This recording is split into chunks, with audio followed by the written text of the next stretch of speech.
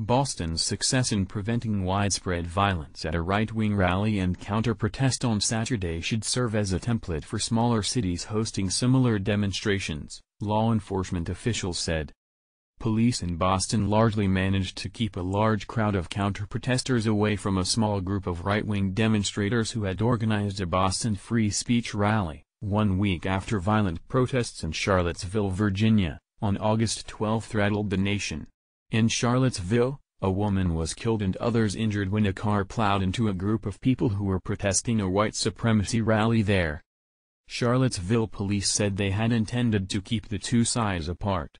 But right-wing protesters entered from places that weren't part of the law enforcement plan, making it difficult for police to control the crowd, authorities said. In Boston on Saturday, police used officers on bicycles and other tactics to help enforce a gap of about 40 yards between a few dozen right-wing demonstrators and an estimated 40,000 counter-protesters. "We didn't want what happened in Virginia to happen here," Boston Police Commissioner William Evans told reporters afterward. "We didn't want them at each other's throats." Uniformed police officers also circulated in the crowds, looking for troublemakers.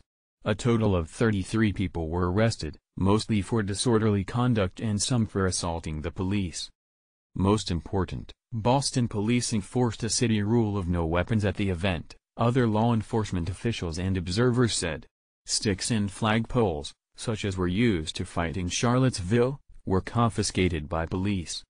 "It shows they had a lot of pre-planning," said William Lansdowne, former police chief of San Diego.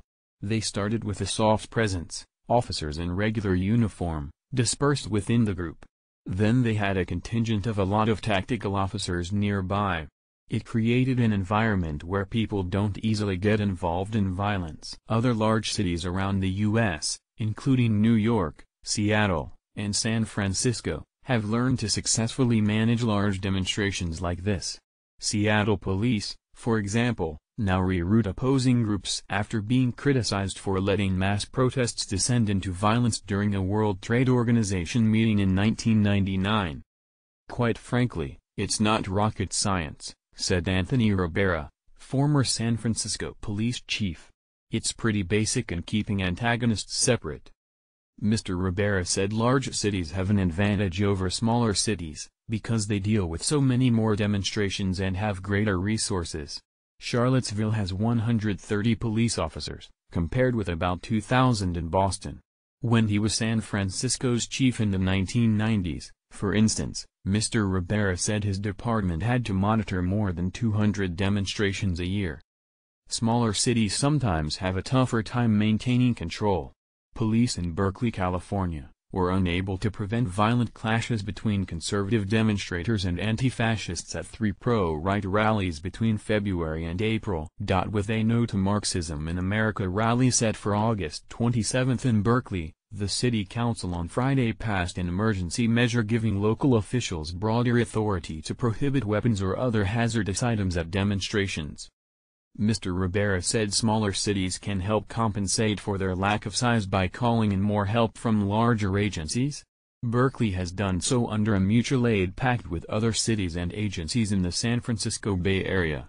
Berkeley officials have been criticized for calling in outside help too late in some instances and for generally taking a hands-off approach to these protests. City officials have said they didn't want to take actions that might result in even more violence. "The key is to get help," said Mr. Ribera, also director of the International Institute of Criminal Justice Leadership at the University of San Francisco. Always err on the side of having too much manpower. Zusha Ellenson contributed to this article. Appeared in the August 21, 2017, print edition. As in Boston, police tactics kept huge protest ordered.